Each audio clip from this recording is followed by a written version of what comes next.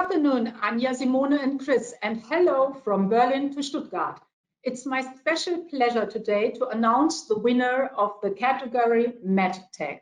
The pioneer in this field is using AM in such an innovative way for medical applications currently and as a wonderful basis for additional exciting developments in the future. Chris had already mentioned it. MedTech was already the winning category last year, and this year will again set a milestone. Let's see who's the winner of the category MedTech at the 3D Pioneers Challenge 2021.